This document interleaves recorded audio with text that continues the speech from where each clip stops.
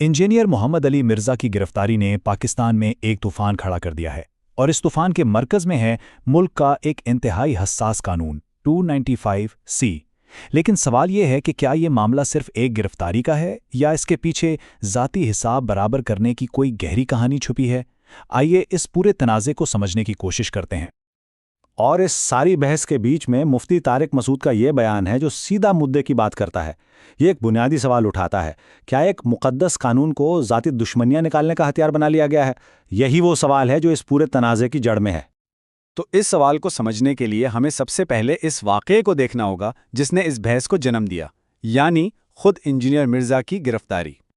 تو ہوا یہ کہ انجینئر محمد علی مرزا، جو انٹرنیٹ پر ایک بہت بڑی فالوئنگ رکھتے ہیں اور کافی متنازع شخصیت بھی ہیں، ان کو گرفتار کر لیا گیا، اور الزام بھی کوئی چھوٹا موٹا نہیں، سیدھا توہین رسالت کے قانون 295C کا، اور بس اس ایک گرفتاری نے پورے ملک میں ایک بھنجال پیدا کر دیا۔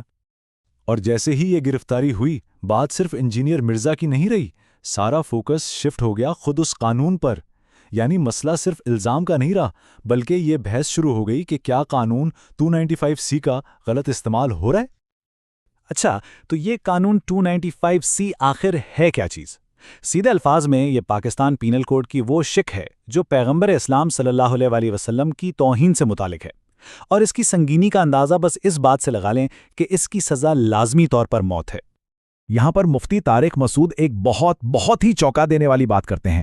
وہ کہتے ہیں کہ اس مقدس قانون کو ایک منجن کی طرح بنا دیا گیا ہے، مطلب ایک ایسی پروڈکٹ جسے کچھ علماء اپنے مخالفین کو راستے سے ہٹانے کے لیے ایک ہتھیار کے طور پر بیچ رہے ہیں، اور اس سے معاشرے میں ایک نہ ختم ہونے والی تباہی پھیل رہی ہے۔ اور قانون کے اسی غلط استعمال کی بحث ہمیں واپس انجینئر مرزا کے کیس پر لے آتی ہے، جہاں ان کی شخصیت اور ان پر لگے الزام کو دو بالکل الگ الگ زاویوں سے دیکھا جا رہا ہے، اور یہیں سے ہمیں معاشرے کی گہری تقسیم کا اندازہ ہوتا ہے۔ ایک طرف ہے مفتی طارق مسعود، جن کے نزدیک مرزا صاحب خود دوسروں پر فتوے لگانے میں بہت آگے تھے، اور اب آپ کہہ لیں کہ اپنے ہی بچھائے ہوئے جال میں پھنس گئے ہیں۔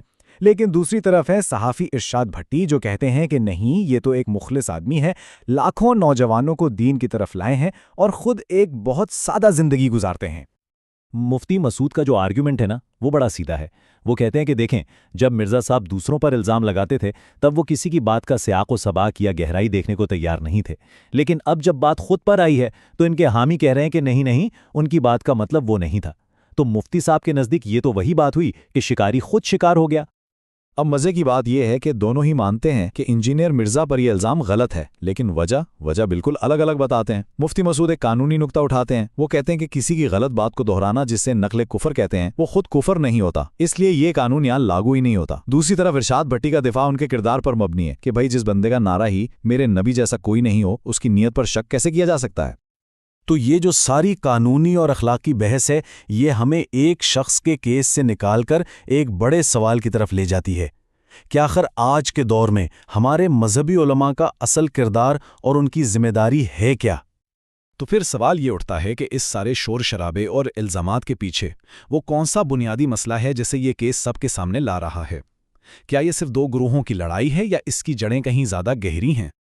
مفتی مسعود کے لیے اصل مسئلہ بالکل واضح ہے۔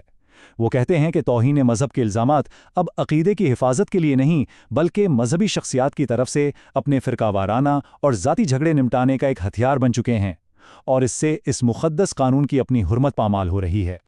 ارشاد بھٹی مسئلے کو ایک اور زاویے سے دیکھتے ہیں۔ ان کے نزدیک اصل مسئلہ ہے لیڈرشپ کی کمی۔ وہ اس خلا کی طرف اشارہ کرتے ہیں جہاں ملک کے بڑے علماء کو آگے آنا چاہیے تھا، بات چیت کرنی چاہیے تھی، لیکن وہ خاموش رہے، جس کی وجہ سے یہ تقسیم اور گہری ہو گئی۔ اچھا، تو اگر مسئلہ قانون کا غلط استعمال اور لیڈرشپ کی کمی ہے تو پھر حل کیا ہے؟ اس بحران سے نکلنے کے لیے آگے کا راستہ کیا ہو سکتا ہے؟ یہاں بھی ہمیں دو بالکل مختلف راستے نظر آتے ہیں۔ مفتی مسعود تو سیدھی وارننگ دیتے ہیں ان لوگوں کو جو اس قانون کو غلط استعمال کر رہے ہیں۔ وہ کہتے ہیں یاد رکھو، خوش مت ہونا، تمہاری باری بھی آئے گی، کیونکہ یہی حربہ تمہارے خلاف بھی استعمال ہو سکتا ہے۔ دوسری طرف ارشاد بھٹی اتحاد اور مکالمے کی اپیل کرتے ہیں اور ملک کے سینئر علماء سے درخواست کرتے ہیں کہ وہ مداخلت کریں اور اس تباکن سلسلے کو توڑیں۔ اور یہ سارا معاملہ ہمیں ایک بہت ہی گہرے اور سچ پوچھیں تو پریشان کن سوال پر لا کر چھوڑ دیتا ہے۔ آخر ایسا کیسے ہو جاتا ہے کہ ایک قانون جو بنایا تو گیا تھا ایمان کے مقدس ترین پہلوؤں کی حفاظت کے لیے، وہ ذاتی اور فرقہ وارانہ لڑائیوں کو نمٹانے کا ایک ہتھیار بن جائے؟ یہ کیس ہمیں مجبور کرتا ہے کہ ہم ایمان، قانون اور انسانی کمزوریوں کے اس پیچیدہ رشتے پر دوبارہ سوچیں۔